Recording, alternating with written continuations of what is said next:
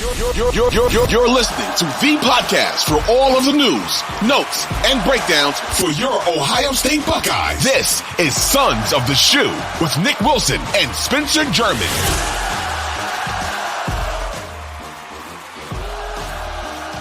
The boys are back in town. Nick Wilson, Spencer German. Hey there, hi there, ho there. Just a reminder, please make sure to rate, follow, and subscribe to the Sons of the Shoe podcast everywhere you get your podcasts. Want to thank everybody.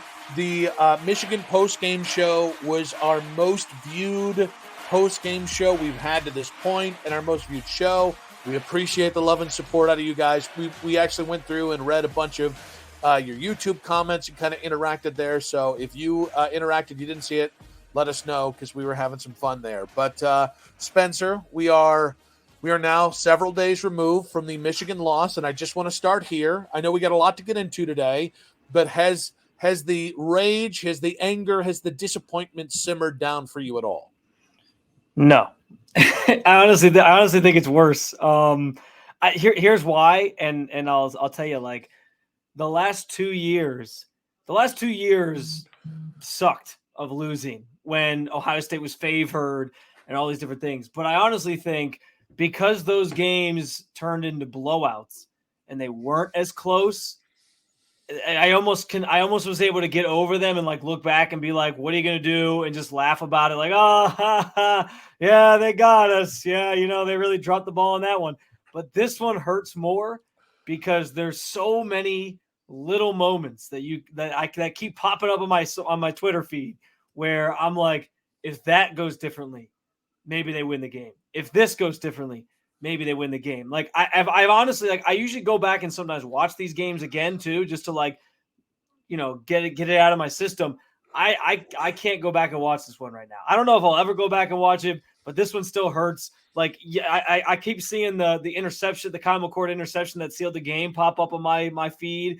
And you realize I saw like a still frame where it was like, if he gets this ball, if the pressure doesn't get to him, if Jackson, I think was the lineman that let him through, that let the pass rusher through, if he holds up just a second longer, like I think he probably gets it to Marvin Harrison Jr. And I honestly think he breaks it for a touchdown because there was like nobody even in the vicinity. Like he would have turned it upfield and had a good shot at scoring. It's just the little things like that are just driving me insane several days later when you realize how close this one actually was. And that's the other part of it too, was those other games. Yeah, Ohio State was favored. They probably should have won all these different things. This one, it was like resoundingly Michigan was the favorite coming in from Vegas and all these different things.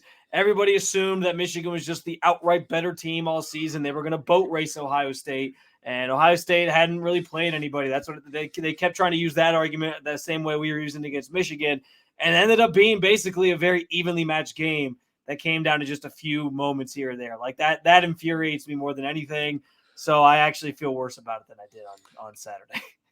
For a lot of the reasons you just said, I actually feel better about the loss. Like, listen, it's a kick in the balls. There's just no other way around it. And like, I acknowledge that there's no way I'll ever fully accept a loss to Michigan in the same way that I don't think a Michigan fan accepts whether it's a 50-point loss or a 1-point loss. So I think the reality is it's a kick in the pants and I don't like it. But like, I think the fact it was such a close game tells you how evenly matched these teams were. I actually think that should bode well for Ohio State's playoff chances. I know ESPN has them at like a 50% playoff chance. And there's something weird, and we'll get into this more in the show. There's also something weird that I think there just might be a really good chance this is the year we get the Ohio State-Michigan national title game, assuming that Ohio State's won and Georgia, they have to go through Georgia again to get there. Yeah. But like this would be the year that it happens, given all the insane crap that happened off the field. But overall, like it was like 3 moments in that game that lost the game. The blame doesn't change, but like I think if you're Ohio State, I think you have to look at this and say they were the more highly thought of team going into this game. They were the favorite. they were a significant favorite and they had the better quarterback. And honestly, you had a chance to go down and win the game at the very last drive. Like that's really like all you can ask. So I think if these two teams played again, I don't think it's a guarantee that Michigan wins, especially in the idea of like a neutral site playoff. So like, yeah, it sucks. And all the conversations we're having on Ryan Day, all the conversations we're having at the Ohio State program in general are still valid. But like, I think the closeness and how evenly matched it felt and how much it really is. Like if you take if Kyle McCord doesn't throw that interception early in the game, guys, I think they win. Like it's as simple as your quarterback had two boneheaded turnovers, and that's what happens when your quarterback turns it over twice, their quarterback doesn't. And the idea was still a one score game. Yeah, and you had a chance late in that game. So I still feel crappy about it, but I don't feel as crappy. I don't feel as the sky is falling, which I think does make me the anomaly because I have heard a lot, both in Columbus, in Cleveland on our station, just, the nebulous social media Buckeye crowd, that it sure feels like everybody feels like the sky is falling. Yeah, I mean, I don't know if the sky is falling. Like Ohio State, I wouldn't say I feel like when I say I feel worse about it, I'm not looking at it as like it's all over. Ohio State's garbage. It's all downhill from here. Listen, they're number 2 in terms of recruiting classes coming in next year. Like it's going to be fine. Like I'll get over it eventually. You'll start next season considered a heavy favorite in most games again, and maybe even the Michigan game because they're going to lose a whole bunch of people. They have so many guys who are seniors or grad students or whatever that are going to be graduating, or not even graduating, but just moving on or going to the NFL in general. So yeah, like it's going to be fine. It's going to be okay. I tell myself that, but I just think you're right. Like the fact that to me, the losses where there are just a few moments are always harder than the ones where it's just like a blowout and you can kind of look back and laugh on it. And to point it, yeah, the interception early in the game, I think that's obviously a big key moment that changed because now you're playing from behind rather than playing from ahead. Like that you wanted to put Michigan kind of on their heels and make them play from behind. You didn't do that. That set you back. I guess some people maybe argue the touchdown interception controversy thing. We both agreed it was a touchdown, but that's maybe a play that gets thrown in there. I think the end of the half, Ryan Day basically puckering up and not going for an easier field goal, almost treating it like he's in the NFL and he has a kicker that's going to nail a 52-yarder. That was bizarre. I actually honestly think too, Nick, if you want to go back to even the first drive of the game, not going for it on 4th and 1, which this was another painful thing I saw on my Twitter feed, by the way, that apparently Xavier Johnson on the play that ended it short on that exact drive, short of the first down, his knee actually wasn't down. So he actually reached the first down marker, but the refs spotted him short. So that one stung because then it was like, well, then that's a whole different drive that you're talking about in the opening drive of the game. But I even thought in that moment, like we talked about it on Saturday, man, Ryan Day says he's going to be aggressive and you had a chance to be aggressive right out of the gate and go for it. And I get it. Like you don't want to chase things early or whatever, but I thought that was a way to set the tone. He didn't do it. And then the interception at the end of the game. So I don't know. It stings. It hurts. I will say this as we sort of, pivot a little bit here.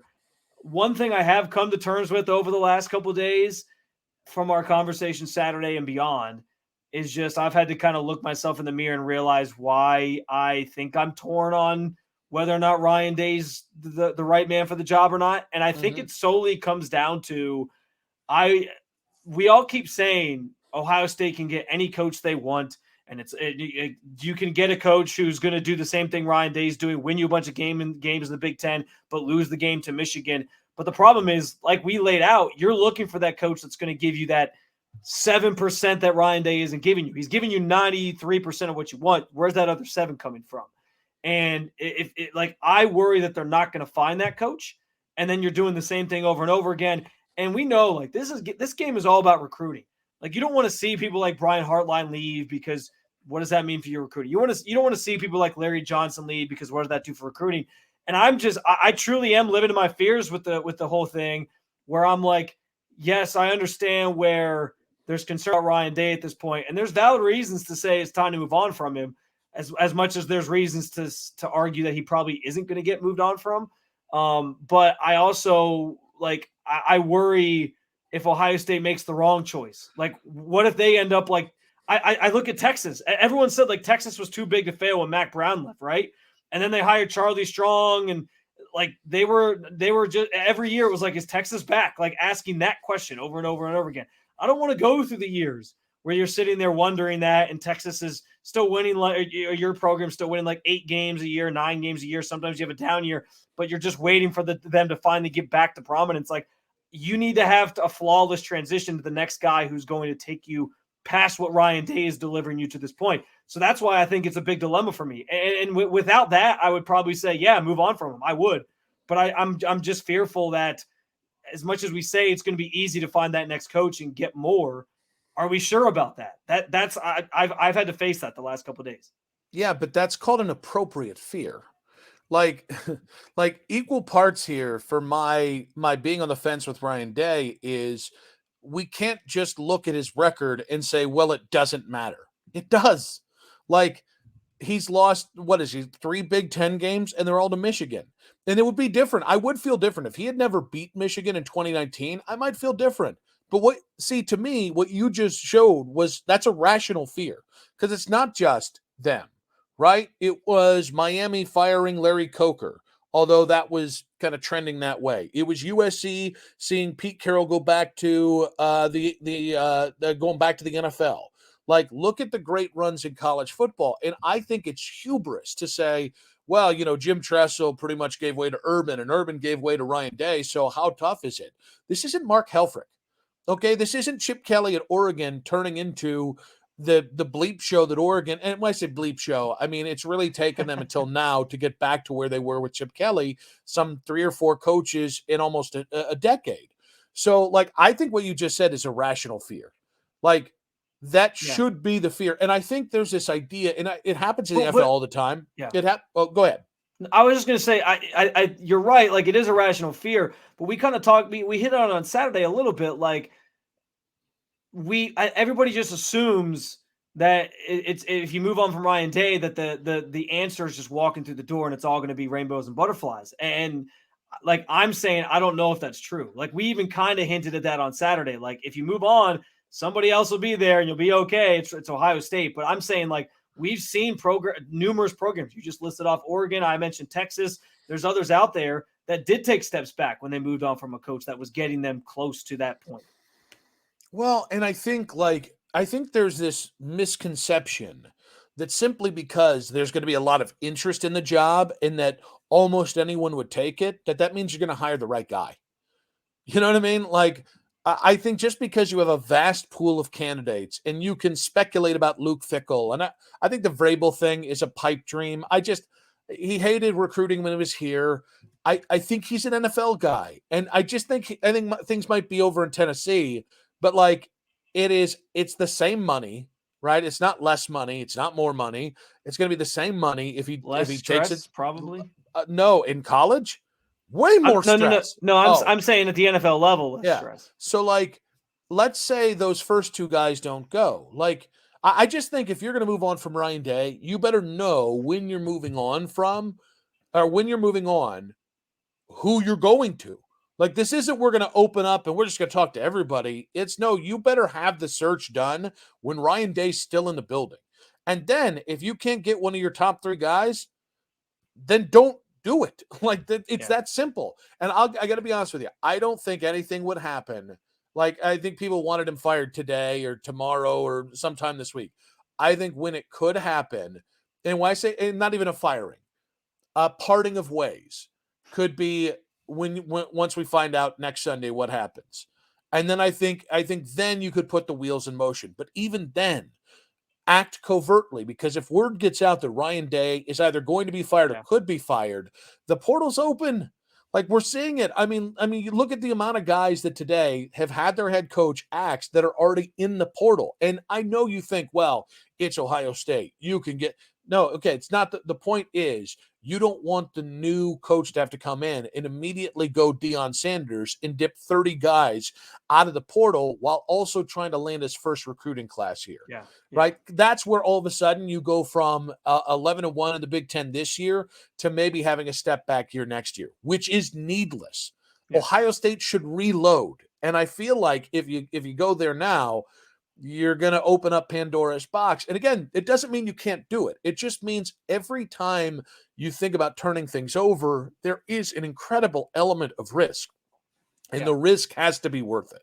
I also think, too, the NIL stuff is important. Like, it is part of the context of how these things, how the sausage is made on college football these days. But we also can't forget that at the root of all this, it is a relationship business, man. And like, you talk about the talent Ohio State's bringing in, changing coaches. We all think it's just seamless. Oh, next guy comes in, it's the recruits are still coming, but you don't know that. Like, if he doesn't put the right staff together, that's also going out and building the relationships and trying to convince the players like this is the place for you, then it doesn't necessarily mean that it's all just going to keep. The Ohio State machine doesn't necessarily continue because of that. So, like I said, I think based off this conversation, like, it's a valid fear. I agree with you. They shouldn't just fire him now. It's got to be sort of a wait and see type of approach. And I don't think it would happen now anyway. To your point on, if you got to kind of know who your candidates are, it's going to take you getting through bowl season to kind of know everything that would kind of be at your disposal. So I don't think it's necessarily even on the horizon. I also think it's interesting, Nick. We haven't heard a peep. Pete Thamel hasn't mentioned anything. I would have thought, like, going into that game, because they were there. I mean, he was reporting inside the big house on different coaches and, the Texas A&M job and all this different stuff. There was nothing mentioned about Ryan Day being on a hot seat or, this game matters towards him, his job security. Like, there was none of that. So I'm of the belief that he's probably just safe anyway for a lot of the context and reasoning that we put out there. Gene Smith retiring, 12-team playoff next year. He's going to make it anyway, like all these different things. But yeah, I mean, I think my stance on it is this.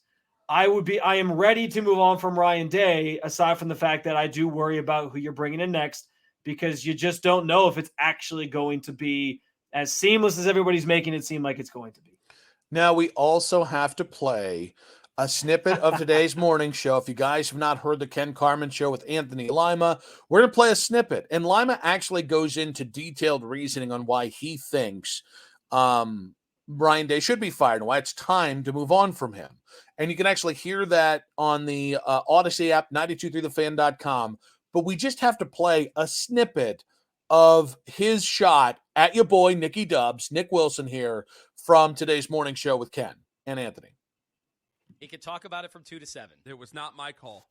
I'm happy. By the way, where he and Nick Wilson will both agree on one thing, that Ryan Day's perfect for this rivalry.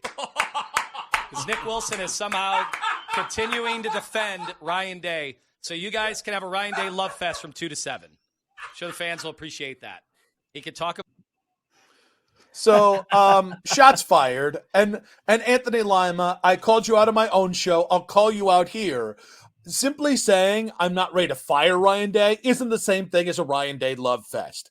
And I think what Lima is the face of is spoiled Ohio State fans. And I want you to have high standards. I'm not saying don't have high standards. What I'm saying is when a guy has that record and it's not even a thought for you to fire the coach because, well, it's not good enough, I'll be honest with you. That's exactly the kind of thinking that gets every great school in trouble. And I think to me today, the most homeristic thing you can do is just open up a microphone, fart into it and go, fire Ryan Day. Oh, well, I don't like Ryan Day. He's not from Ohio. I don't give a damn that he's not from Ohio. The guy's from New Hampshire. What can you say poorly against people from New Hampshire? I think we've had presidents from New Hampshire. And this idea that only Ohio people will understand. Nick Saban didn't go to Alabama. But yet he walked in to Alabama and has done pretty damn good. And I get it. There's more struggle for Ryan Day the first 4 years on the job than there was for the first 4 years of Nick Saban. But that's not the point. All the Buckeyes fans, when Ryan Day got the job from Urban, were behind it and waved the banner. And then all of a sudden, you had to watch a coach learn on the job. And now, too rich for my blood. Nope. No more first-time coaches. Well, here's the thing. You're already invested. You're already there. So stop being spoiled little babies. We are. It's okay. Just look in the mirror. Admit that you were spoiled little babies crying about an obsessive amount of wealth here. You're not that far away from beating Michigan. And yes, Ryan Day probably has to adapt a little bit. But like, for all we know, we could be 6 weeks away from Ohio State, Michigan in the national title game. I'm not expecting that to happen, but that could happen. And if Ryan Day beat them in the national title game, it would be the single biggest win in the history of the rivalry. A win greater than anything Jim Tressel did, which I feel dirty saying. A win bigger than anything Pope Urban did, and I feel dirty saying that.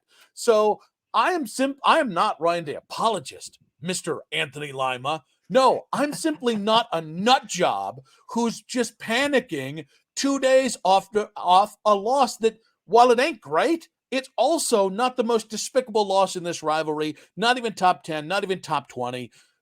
You're the great Anthony Lima is being the biggest homer in the room, and I feel like I'm watching a hero die.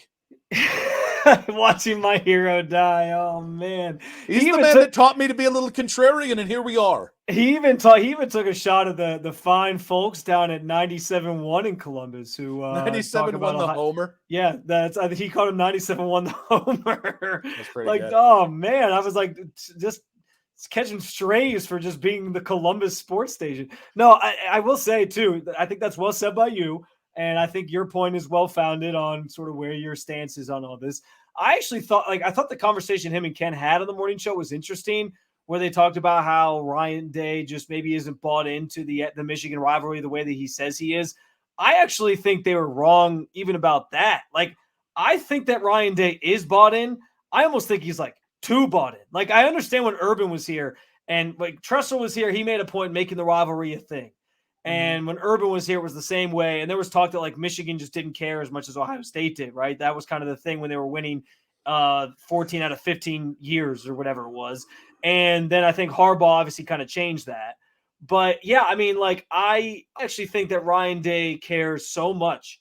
It's the same thing with the shot he took at Lou Holtz and the whole, like, how we talked on this show about how he had to reiterate how tough his team was all the time. He kept saying it was his buzzword, toughness and grit. Like, those were the things he kept saying about his team.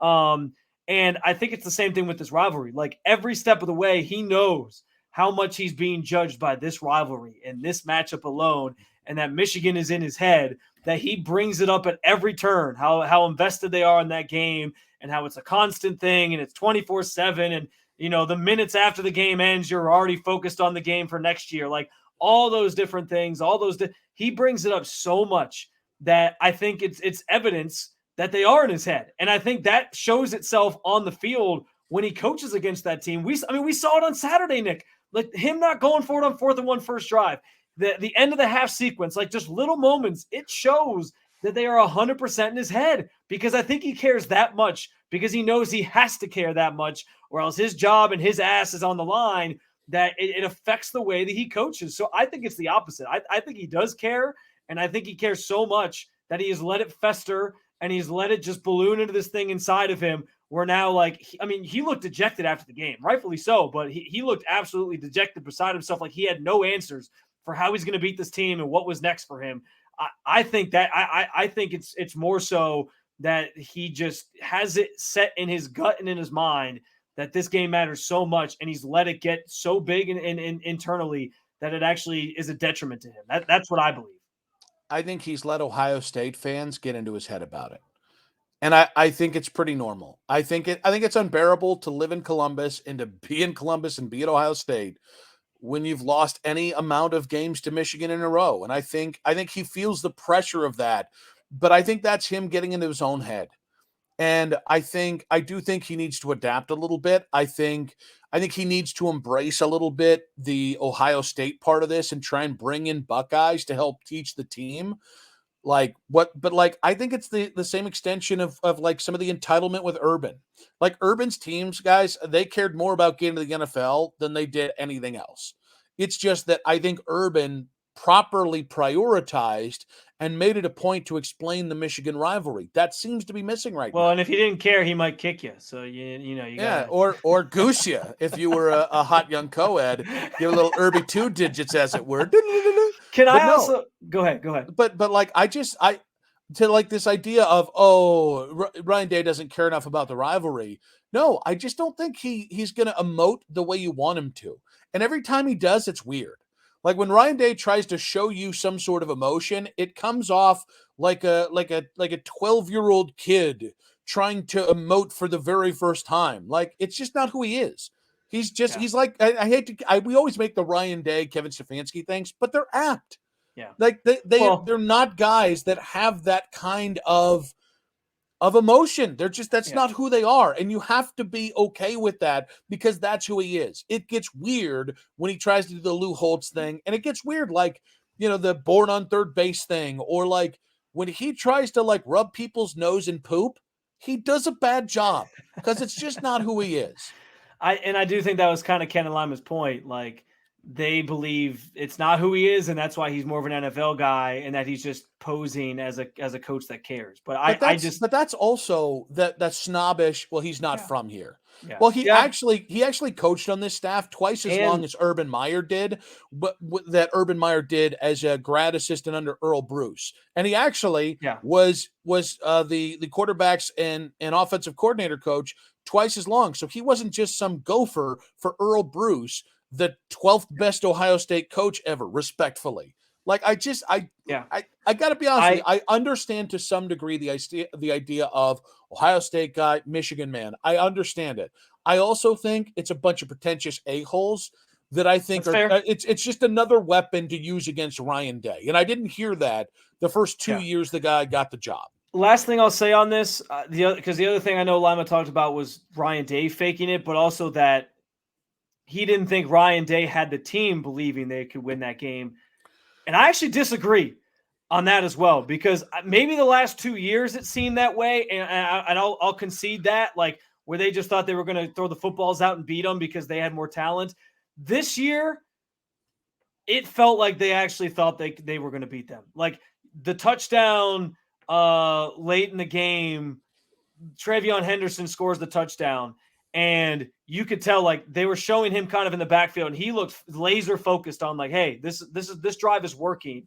We're going to punch this thing in on the long drive that they ran it 8 straight times to score. Like I thought that the guys looked focused. I think you get reactions like Marvin Harrison Jr. at the end of the game where he's just kind of sitting there. I think the fact that Kyle McCord shakes off the early interception, has them marching down the field on another potential game-winning drive like he did in Notre Dame. Like, I think they did believe they were going to win. And I think they believed they were going to win on that drive.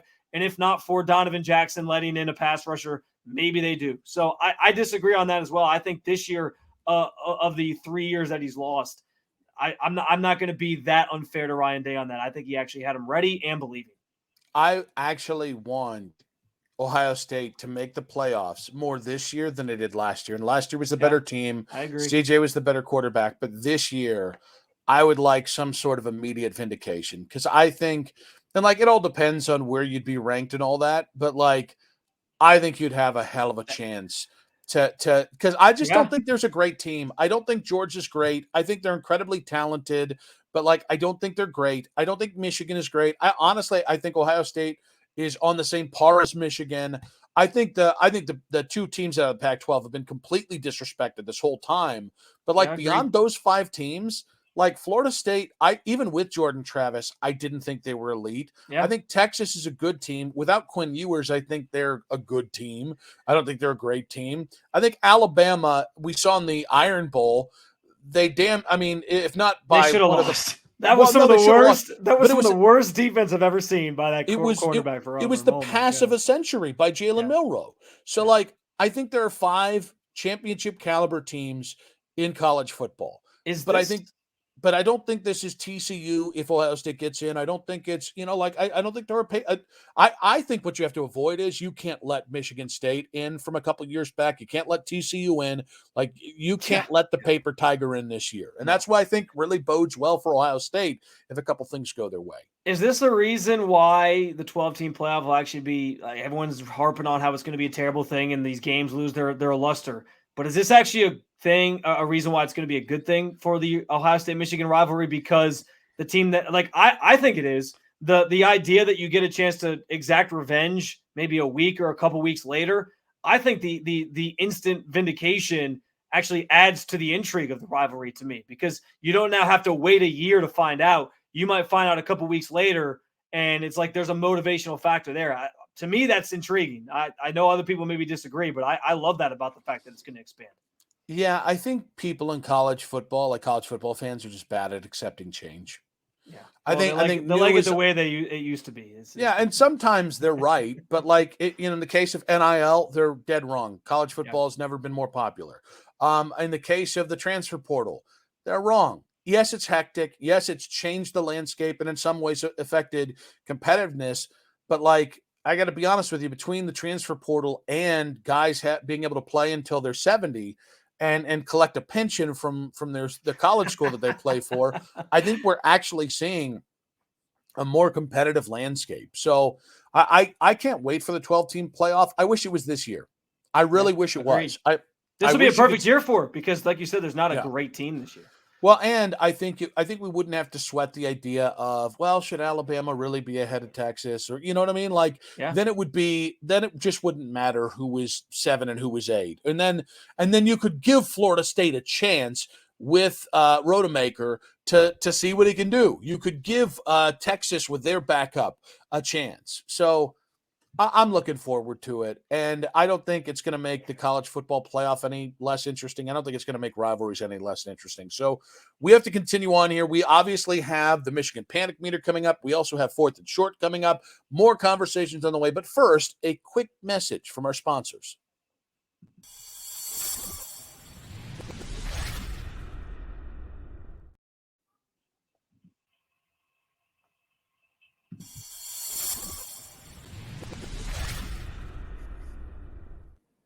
So, Spencer, this is usually where we start this segment, the final segment of the show, with the Michigan Panic Meter. As Michigan just won, the Panic Meter should still be at Scarlet.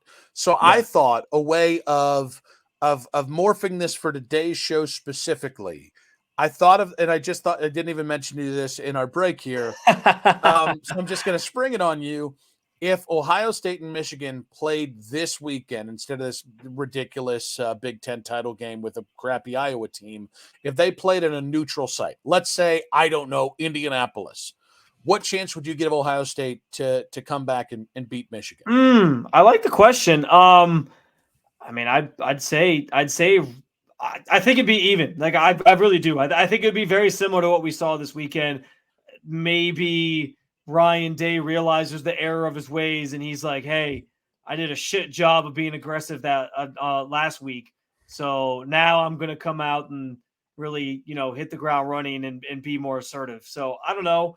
I think we saw it was more evenly matched than maybe what it was supposed to be or what people expected it was going to be. So I'd give them I would say it's probably they'd have a really good chance of winning the second time around on a neutral site. I'd be interested to see what the line was, because it was 4.5, I think, in favor of Michigan at their place, neutral field, probably like 1.5 maybe in favor of Michigan. Like I think it'd be pretty damn close. I'd be curious to see if the Michigan win in Ann Arbor would influence that line in any way, because I think you kind of deducted 3 points off the Michigan favorite. I think that's the smart way to go about it with how Vegas views these kind of games. So I wouldn't say it'd be 50-50, but it'd be close to a pick 'em for me. And because here's the thing, I just think the second Kyle McCord throws that interception, you're playing from behind the 8 ball. Now, I can't guarantee you in this hypothetical rematch, Kyle McCord won't throw more interceptions.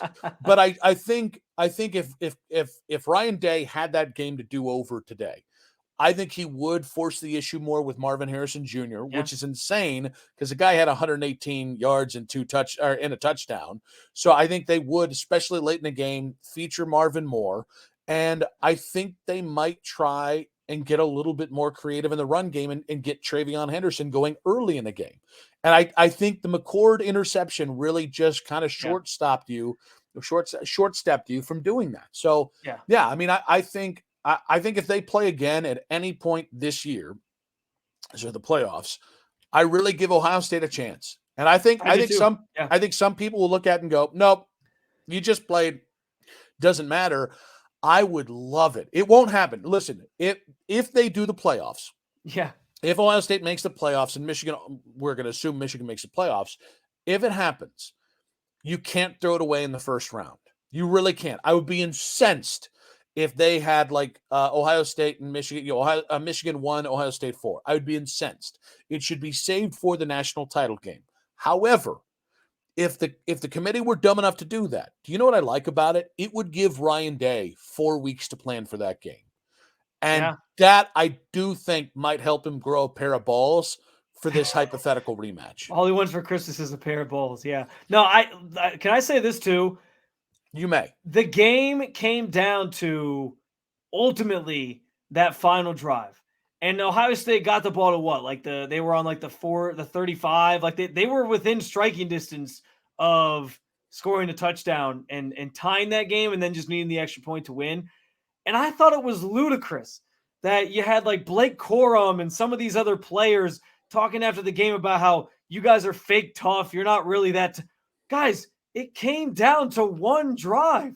Can you really say it wasn't like they didn't play you tough if it came down to one drive? And that's why I think if it was on a neutral field, like you just saw what happened in Michigan's building and it came down truly to the last drive of the game. Like it's funny how that drive decides how we talk about Ryan Day and this entire rivalry and everything, because if they had scored on that drive, by the way, we'd be all talking about how the last 2 years of Michigan, like they could have what hasn't been talked about enough is the fact that if Ohio State scores on that last drive and they win the game, we're talking about the Michigan program as a whole completely differently, because their entire last 2 years of existence where they were one of the best teams in college football just goes out the window. And we all just assume it had everything to do with Connor Stallions and the sign stealing and all this different stuff. That now, like Ohio State really had a chance to dilapidate and cut the legs out from underneath that program. Not necessarily in terms of recruiting, like they'll still get people. I don't think kids coming into Michigan really care about that, but just from the way that they're viewed and all the and some of like the PR that comes with it, they could have really done some damage to the program just by scoring on that last drive. But then you're going to sit there after the game and say like, oh, they're not tough. Okay, you guys almost lost. You kind of, in some sense, you kind of got lucky that you didn't lose in your own house. Like I don't know that we can say that about this team, and I think that to Ryan Day's point, he reiterated that all season. He was right. They are a very tough team for what it's worth. Yeah, but that's what you say when you win. It is like I don't put a lot of stock into it. I just think it's the kind of crap that you talk when you win this game. Let's get to 4th and short here. First down is obviously the portal opened up here on Monday, and we got some names in there. We got Hank Bachmeier of La Tech. We got Will Howard of Kansas State. There's been like 17 other. Oh, Tyler Van Dyke of Miami, who just went in upon we were recording this on Monday night, and he just entered the portal like I think minutes before we started recording. Which I think he might be the most intriguing guy in the portal at this point, simply because he had first round hype on him. Yeah. But there is a situation brewing at Texas where Quinn Ewers has said he wants to come back for another season in college football. He was pretty good this year, but that probably makes sense if he has NFL aspirations to come back one more year. Arch Manning went to Texas, a la the way Quinn Ewers went to Ohio State, thinking that he was the heir apparent to the quarterback situation there. Obviously, C.J. Stroud took off, and then Quinn Ewers took off for Texas. It makes you wonder if Arch Manning or Quinn Ewers could be available. So, if Quinn Ewers decided he would he wanted to continue on and Texas chose Arch Manning over him, would you welcome back Quinn Ewers if he hits the portal? Yeah. I 100% I would. No hard feelings. We get it. Hey, stuff happens. All is forgiven. All is well that ends well. Yeah. No hard feelings in Ohio State. Sure. In Columbus. Sure. As fans are lining up outside Ryan Day's house to just, force him out of town.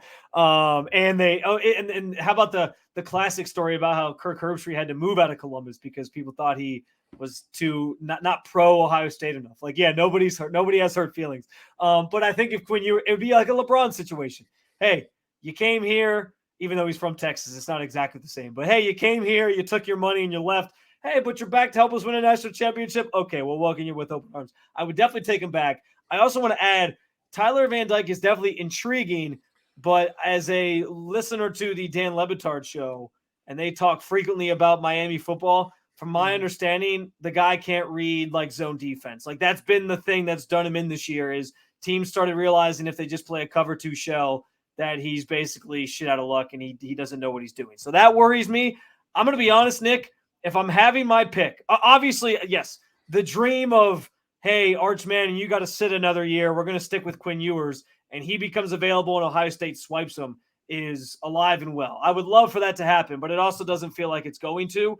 So if I had my pick of quarterbacks that I would love to see come in the portal, it's Michael Pratt for me. Tulane's quarterback, guy's electric. I saw some highlights on Twitter the other day from one of their like last game of the season or of the regular season or whatever the hell it was. He was dropping some dimes down the sideline. I think he would look very, very nice in scarlet and gray next year. That's my top. That is my golden goose, if you will, that I want in the transfer portal. All right. So I actually have a few. One, I love Michael Pratt, and I think he's the kind of guy that if he came to Ohio State, balled out, won a national title, beat Michigan, I do think Michael Pratt could turn himself into a top pick next year. And I think that's his incentive because he's a senior, and there's talk that he might enter the draft, but that's his incentive to come back. It's like, hey, I'll go to a Power 5 school and light it up and then increase my stock and avoid a class year where you got some really high-profile guys like Caleb Williams and Drake May and others. So, yeah. So I also think DJ Uiagalelei is a name that I don't think we should sleep on. Oregon State's quarterback. Obviously, Oregon State's head coach just went to Michigan State, and DJ's got one more remaining year of eligibility. So I kind of think like you guys want to talk about like the perfect quarterback for this offense. DJU played in a bunch of big games at Clemson. His final year there was a bit of a disappointment, but he never had Ryan Day there. And so in 1 year, Jonathan Smith had a very nice year. He is a mammoth human being. So like, I love the experience.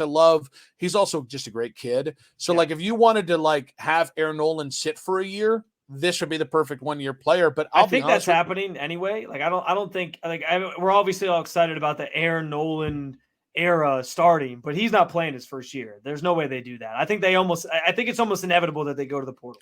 So I don't know. I think if Kyle McCord stays, I think there will be a battle in earnest between Aaron Nolan and Kyle McCord. And that's an if. I don't know yet. But can I just tell you, I think there would be no greater twist of fate than if you just went down and stole Arch Manning. You guys want to I love it. Like Ohio's close to Tennessee, right? That's where he grew up. It's not that far. It's a nice trip down the freeway there. I don't know. Pap Archie would allow this to happen, but I just think like you can pitch to this kid, hey, we've got an opening.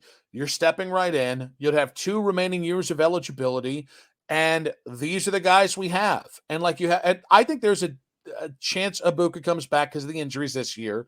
You can show him all the other young guys who kind of balled out this year, and you say, we're going to give you $5 million in NIL money. Why don't you come here? Start right away. And again, that probably takes you out of Aaron Nolan, but I love the idea of Arch Manning. So, but I think DJU's a really good fallback option, and I'm kind of curious to see who else goes in. Like, I feel like we might have to do like a running bit because this could literally change with every single week that we do this. I love the idea of as a player enters the portal, we have a big announcement on this show and ask if we would want him to at Ohio State. So can we limit it to either quarterbacks or great wide receivers or edge rushers? Or maybe a left tackle. Do they need wide receivers? Jeremiah Smith is coming next year. He's like the best overall receiver prospect ever of all time. All right. So this brings us to second down. Marvin Harrison Jr. commented the other day that he has not made his decision yet on whether to go to the NFL. Would Marvin Harrison Jr. really come back to Columbus for another year? All right, I'm looking into the camera right now.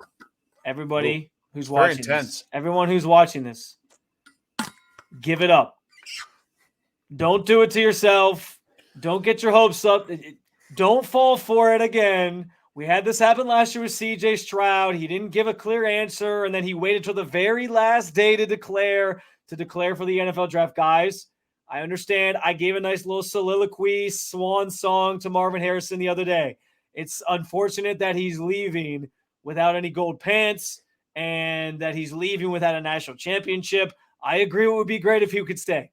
But this man is not going to pass up the potential to earn actual money, have a contract signed, and go as one of the top players in the draft this year. It's just not going to happen. Okay? So give it up. Let that dream go. I know we're all in our feelings right now, but Marvin Harrison is going to the NFL. And it's going to be okay because Jeremiah Smith is coming. Carnell Tate's on this. Like, they're going to have other wide receivers. It'll be okay. I know it's sad, but he will not be back on this team next year. There you go. So you're telling me there's a chance. My favorite thing about this, so Dustin and I talked about this on today's show, and he's like, well, Marvin's just a different kid. And I'm like, so he doesn't like career? Like, because here's the thing. It's not about, like, I think it's twofold. One, nobody in their right mind, you're not going to make the kind of money you can in the pros in college, but no one should risk their body for an extra year. That cuts into his prime that could take off an extra year of making $20 million a year. That's one.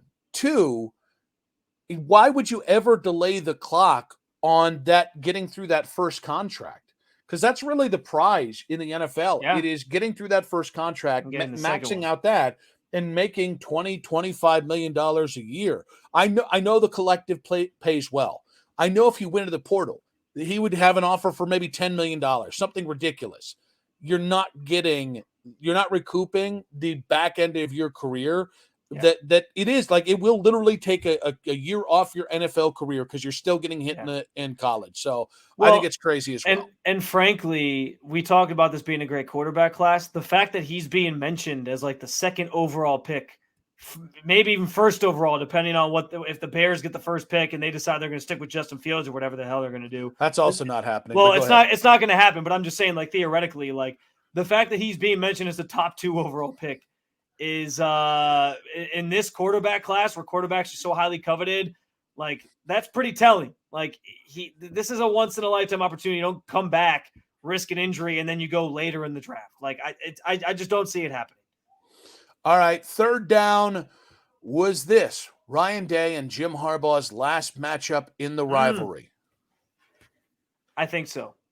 I think head to head, I think it is not. And I know Ohio State fans probably want to jump in and be like, oh, because Ryan Day is going to be gone next year, right? And I don't know if it's so much that, because as we've talked about, I think there's a lot of just context and things that are happening at Ohio State between Gene Smith, 12-team playoff, all these different things that are going to prevent them from moving on from Ryan Day. I think it's more so about Jim Harbaugh. I think Jim Harbaugh is ripe to go to the NFL.